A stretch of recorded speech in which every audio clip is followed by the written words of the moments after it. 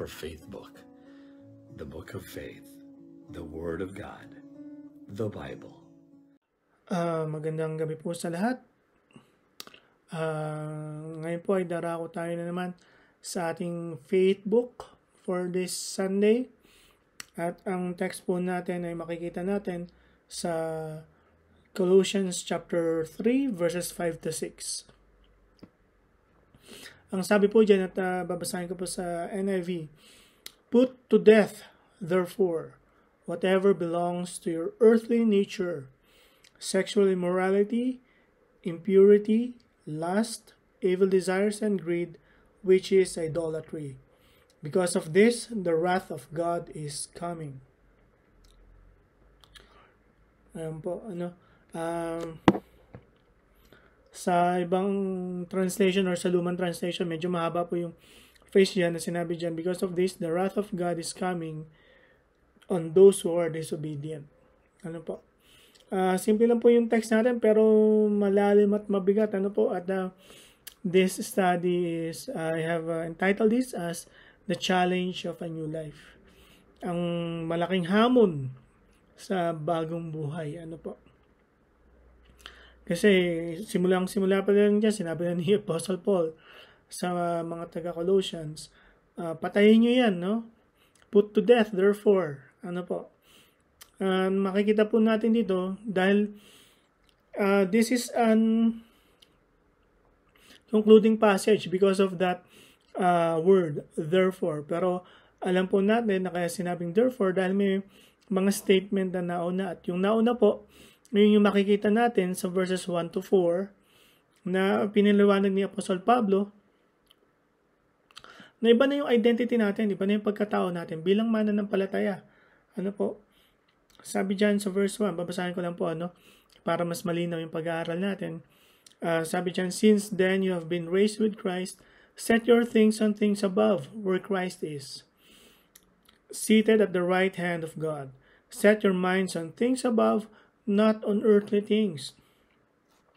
For you died, and your life is now hidden with Christ in God. When Christ, who is your life, appears, then you also will appear with Him in glory." So, in-emphasize po ni Apostle Pablo na ang buhay natin, ang ating pagkakakilanlan, ang ating identity, ay hindi na sa mundong ito, kundi sa ating Panginoong Jesucristo. Ano po? Na siya na yung may hawak sa atin, siya na yung pagkakakilanlan natin. Ngayon, dahil nasa kanya na yung identity natin, no, we are identified as believers, we are identified as Christians, we are identified as children of God, mga anak ng Diyos. Ano po? Sabi nga dyan sa verse 2, "Set your minds on things above, not on earthly things." At dito po sa verse 5, in-enumerate ni Apostle Paul yung ilan sa mga earthly things ngayon, pero bago niya i-enumerate, ano po? Hinamon niya muna yung mga taga-Colossians at tayo rin sa panahon natin ngayon, na sabi niya, patayin niyo yan, no? Put to death. Ano po? Necrosante yata yung Greek word nun. And yun din po talaga yung meaning nun, to make dead, to kill, no? To put to death. Ano po? And the challenge of a new life, makikita po natin unang-una, is we accept a hard challenge. Mahirap po ito, no? Kasi sabi dyan, whatever belongs to your earthly nature. Ano po? Hindi pa naman tayo nasa langit. Nasa lupa po tayo. So, our earthly nature is living within us. Ano po? Kasama po yan ng new nature na binigay sa atin ng ating Panginoong Jesus. No? So, mahirap po yan. Pero, yun yung challenge. Yun yung gusto ipagawa ni Apostle Pablo na sinasabi niya na dahil ang pagkakakilanlan sa atin, no? Or ang pagkakakilala sa atin ng mga tao ngayon, ang tayo'y mananampalataya na at Kristiyano, hindi na dapat nakikita sa atin yung earthly nature. Ano po? And makikita rin po natin dito na talagang inisa-isa ni Apostle Pablo ito. Ano po? Sabi dyan, ano ba yung ipuput to death natin?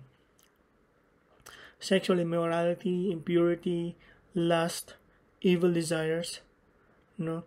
And greed, which is idolatry. Ano po? Now, makikita po natin dyan na yung sexual immorality, sa ibang translation of fornication, impurity, lust, and evil desires are all sexual sins. Ano po? So, in summary, sinasabi po ni Apostle Pablo sa atin dito that we should live our lives in purity. Ano? Kasi isa doon, impurity, ano? Na ang old nature natin, impure tayo. Ngayon, mamuhay na tayo ng merong purity. Ano po? Itong apat po na ito, mga sexual sins nga po yan, kagaya ng sinabi ko kanina, and it is a sin against our body. Ano po? And sa 1 Corinthians, kung matatandaan po natin, kung babasahin po natin doon, sinabi ni Apostle Pablo sa chapter 6 na yun din ang sinabi niya, no? In relation to challenging the Christians to avoid sexual immorality. Ay sinabi niya doon kung bakit. Dahil ang ating katawan ay templo ng banal na espiritu. At bilang isang templo ng banal na espiritu, dapat inaalagaan natin to na hindi mag-commit ng sexual sins. Ano po? Siguro ngayon, alam po natin na ang pornography ay laganap, no, sa social media, sa hindi na nga website, no, yun nga, social media na lang. Minsan may mag-chat na lang sa'yo, may magpapadala sa'yo, no, ng mga bagay na hindi karapat-dapat at natutukso ang mata natin doon, no. At ang mata, yung lust, when we lust, then doon po nagkakaroon ng commission ng sexual sins. Ano po?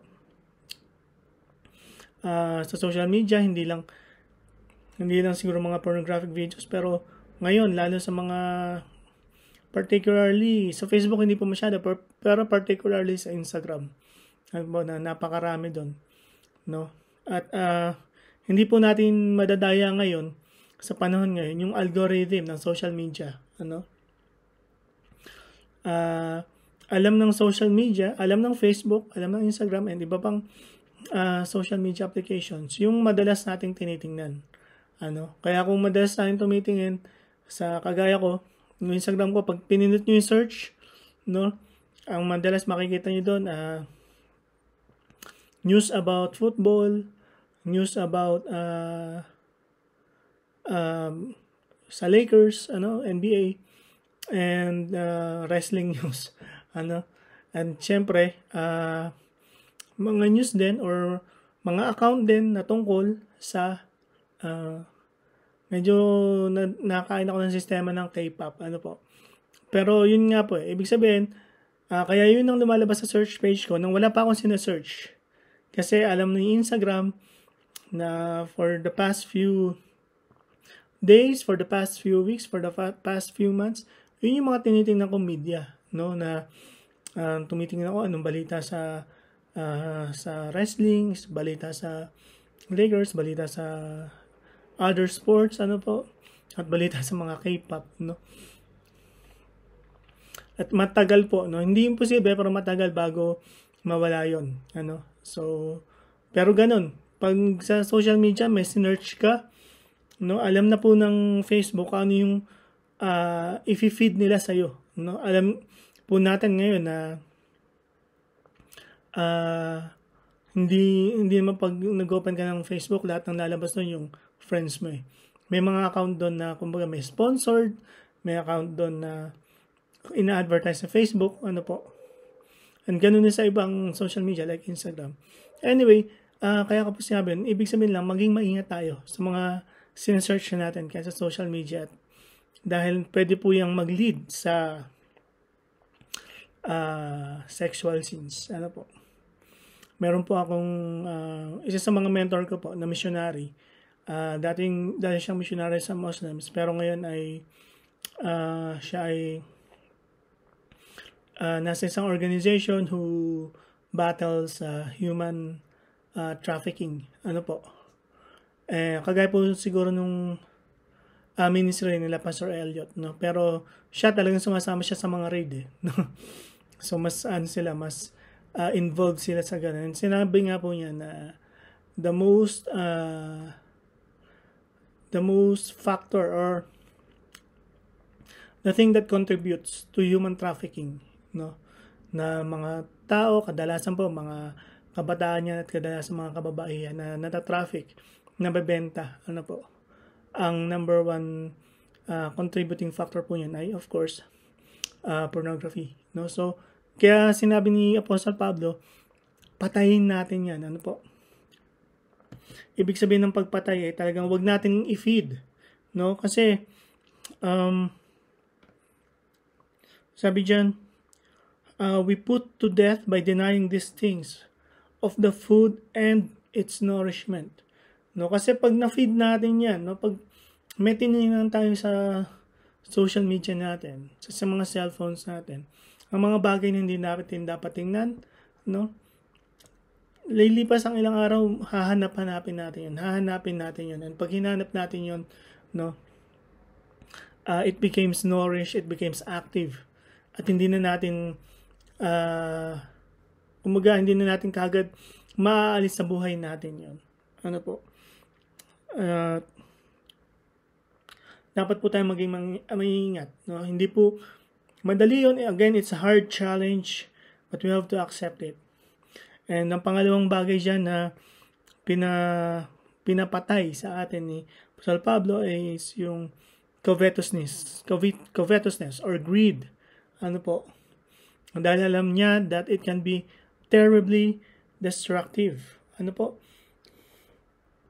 Yung inggit, yung talagang hindi lang ito yung na mapapasana all ka, kundi alam mo na sa isip mo at sa puso mo na gusto mo maging ganun ka rin. Ano po? At sinabi naman dyan, ano po, na ang covetousness or greed is idolatry. Ano po? And when we feed our covetousness, when we feed our greed, then we can be sinning against others, and of course, we can be sinning against ourselves. It will be self-destructive. Kumbaga, pag sinabi nga na naging greedy na tayo or naging mainggitin na tayo, ano po? Bibigyan ko po kayo ng sample. Madalas or halos gabi-gabi nakikita ko, no, sa GC naming mga preachers na meron tayong, kayo lang, meron kayong dinner fellowship or merienda fellowship pagkatapos ng ating service, ano po. At malalaman nyo kung sino yung may covetousness at may greed, no?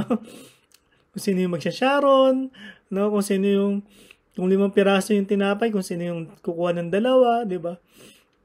Pero yun nga, yun yung pinapaiwasan sa atin ni Apostle Pablo. Kasi nga po, it is idolatry. Bakit po sinabing idolatry ang pagiging mainggitin? Ano po? Kasi yung kasiyahan mo, hindi mo na nakikita sa ating Panginoon. Bagkus, makikita mo na yan dun sa inaasam mo, dun sa kinaiingitan mo, dun sa nagiging source ng greed mo. Ano po? And usually, it leads to love of money. No? Kasi para ma-acquire mo yung isang bagay na, halimbawa, meron kang nakita sa isang kaibigan mo or kamag-anak mo or kapatiran natin sa church, uy, meron siyang yung latest phone, ano po, meron siyang iPhone 15 Pro Max, fully paid, no, in cash, no, and gusto mo, magkaroon na rin nun, no, and paano mo acquire yun, no, so magtatrabaho ka, no, para kumita ka ng pera, para mabili mo yun, dun sa process po na yun, unang-una po, nawawala na yung kaligayahan natin sa ating Panginoon, kasi ang nagiging focus na lang natin sa sarili natin or sa isipan natin, no, and sa purpose ng buhay natin is makuha yung bagay na yun. Ano po? Kaya sabi ni Apostle Pablo, don't just avoid it, kill it. Ano po? Put to death, no, sexual sins and greed, no, because by committing those number one, nawawala yung identity natin, no? Sa ating Panginoong Jesus, no? Madalas, pag pinapagalitan ako ng nanay ko noon, no? Nung kabataan ko po, at kahit siguro tanda na ako, sabi na ng nanay ko, parang pang ano niya sa akin, pang rebuke niya sa akin, Kristyano ka ba? Ano mo ginagawa yan? Ano? And yun po yung point dito ni Apostle Pablo, na yung identity natin, since nasa Panginoon na, wag na nating i-feed, wag na nating buhayin itong ganitong kasalanan sa puso natin. Ano po, sabi nga, sa church, ano po, pwede tayong under church discipline dahil sa sexual sins, no? Malaking bagay po yan Pero wala tayong narinig na discipline dahil sa pagiging mainggitin. No? Kasi yun nga po, ang inggit or greed ay nasa puso natin yan. Kaya sabi ni Apostle Pablo, patayin nyo yan. No? And malaking challenge po yan sa ating mananampalataya. Lalo na po siguro sa ating mga preachers or mga pastor, di ba? Kasi minsan pati yung scope ng ministry or yung laki ng ministry nagiging cause ng pagkainggit. Ano po? Mula sa ibang pastor. Kaya sabi ni Apostle Pablo, patayin niya yan. So number one, we accept a hard challenge. But the thing is, if we obey this, then we avoid a holy judgment. Ano po? Kasi sabi dyan, balikan ko po yung text natin. So verse 6, because of this, the wrath of God is coming. Ano po? Na kung hindi mo papatayin yan, baka makabahagi ka pa nung galit ng Diyos or nung puot ng Diyos. Ano po? Kasi itong mga kasalanan po na ito, itong sexual sins, no? Like, sexual immorality, per fornication po yan, which is sex outside of marriage. Yan po yung nangyayari sa mundo natin ngayon Impurity, ano po? Lust, evil desires, and greed, no, or covetousness. Yan ang nangyayari sa mundo natin ngayon. No, our world celebrates this kind of things. No. And sinabi naman ni Apostle Pablo dyan, no, that these things will be part of the wrath of God or part of God's judgment. It adds to their condemnation. And bukod po dun sa holy judgment on the last days, on the last day, ano po, is God's judgment na binanggit sa Romans chapter 1, verse 24 to 32, na kung saan ang part po ng judgment ng Diyos sa kanila, hinayaan na sila. Hindi na nangusap sa kanila, hindi na sila sinaway. Ano po? Kumbaga binigay na sila dun sa destruction ng kanilang sins, whether it is those are sexual sins or greed, ano po. And ang point po ni Apostle Pablo dito, these sins will bring destruction to us. These sins are self-destructive for us believers. Not only are we going to get confused with our identity, no, but we have to avoid that kind of judgment, no. Na kumbaga hayaan na tayo ng Panginoon, hindi na mangusap sa atin ng banal na spirito, dahil these things can make us really self-sufficient and in the end self-destructive. Ano po, na being self-sufficient, hindi na tayo hingi ng tulong sa Diyos, no, and self-destructive dahil kapag pinabayaan po nating maghari ang mga bagay nito sa atin bilang mga nanampalataya, sisiraan din po nito ang patotoo natin at ang pagkakakilala sa atin bilang mananampalataya. So, sana po marami tayong natutunan dito sa ating passage, sa ating faith book ngayong gabi. Manalangin po tayo. Panginoong Jesus, salamat po Panginoon dahil napaka timely po ng reminder ng aming faith book ngayon, kung saan inutos po ni Apostle Paul na wag lang man po namin iwasan, but we should put to death this earthly nature na nasa amin po, na magkukos sa amin ng sexual sins and greed, Lord. And I pray that you would empower us with your Holy Spirit so we can obey this, Lord, and avoid your holy judgment for these sins, Lord. Patnubayan niyo po kami at laging pangunahan ng inyong banal na Espiritu, Panginoon, para po sa araw-araw namin pamumuhay, sa gabi-gabi namin pag-aaral ng inyong salita, Lord, hindi po maging confusing yung identity namin, hindi po maging confusing yung pagkakakilala sa amin ng mga tao na nakakasalumuhan namin, na kami ay mananampalataya, kami ay mga Kristyano, kami ay mga anak ninyo. Salamat po at sa inyo ang papuri sa pangalan ni Jesus. Amen. Maraming salamat.